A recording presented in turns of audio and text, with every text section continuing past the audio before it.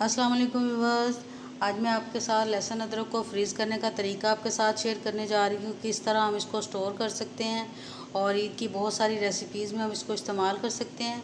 तो चलिए फिर अपनी रेसिपी को शुरू करते हैं। बिस्मिल्लाहिर्रहमानिर्रहीम। तो इसके लिए सबसे पहले मैंने ये 1 पाव के करीब अदरक ले लिया और 1 पाव के करीब ये लहसुन ले लिया है। और ये साफ़ सुथरा और गला सड़ा लहसुन अदरक नहीं होना चाहिए। तो वो सबसे पहले इसको मैंने छील के तो इस तरह से बिल्कुल बारीक बारीक अदरक को भी काट लिया है और जो लहसुन था उसको भी दरमियान में से कट लगा लिए।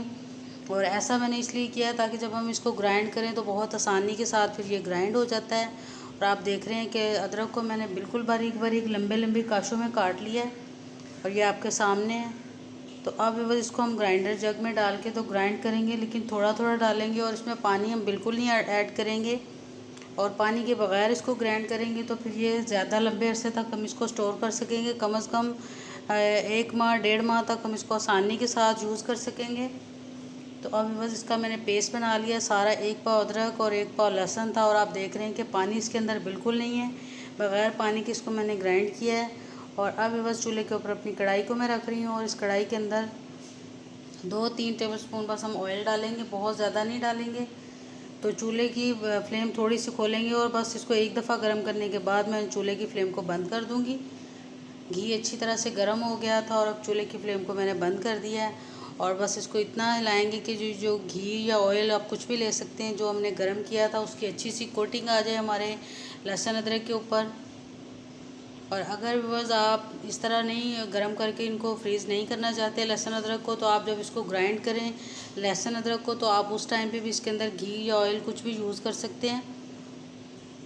तो इस तरह से हम जब घी की कोटिंग कर लेंगे बस इसके ऊपर, तो ये इसको प्रिजर्व कर देगा। बिल्कुल हमारा अदरक लहसुन का पेस्ट ख़राब नहीं होगा और हम इसको लंबे अरसे तक इस्तेमाल कर सकेंगे। महफूज करके फ्रिज में फ्रीज़ करके इनको हम रख सकते हैं और बहुत सारे अपने खानों में इस्तेमाल कर सकते हैं। और अब बस इसको इसी तरह से मैंने अपने एक बाउल के अंदर डाल लिया और इसको एयर टाइट करके हम फ्रीज़र में रखेंगे। और फिर जब हम इसको इस्तेमाल करना चाहें तो हम इसको आसानी के साथ निकाल के इस्तेमाल कर सकते हैं। लेकिन अगर आपको निकालने में इसको कोई मुश्किल पेश आए तो आप इसको आइसिंग क्यूब्स ट्रे जो होती है उसके अंदर भी इसको आप फ्रीज़ करके तो एक एक क्यूब जब आपका दिल चाहे आप निकाल के इसको यूज़ कर सकते हैं। और इसी तरह ढक्कन लगा के बस इसको मैं अपने फ्रीज़र में फ्रीज़ कर लूँगी। और जब जब इसकी ज़रूरत हो तो आप इसको थोड़ी देर के लिए बाहर निकाल के रखें और फिर चम्मच की मदद से या छुरी की मदद से जितना आपको चाहिए आप इसको निकाल सकते हैं और इस्तेमाल कर सकते हैं। 1 महीना या 1 महीने के ऊपर भी 10-15 दिन अगर आप इसको यूज़ करेंगे तो बिल्कुल ख़राब नहीं होगा। तो बहुत अच्छी टिप, बहुत अच्छी रेसिपी। आप ज़रूर इस तरह से अपने अदरक लहसुन को महफूज कीजिएगा। तो बस बकरा ईद के लिए बहुत अच्छा ये टिप है। बहुत अच्छे तरीके से आप अपने अदरक लहसुन को महफूज कर सकेंगे।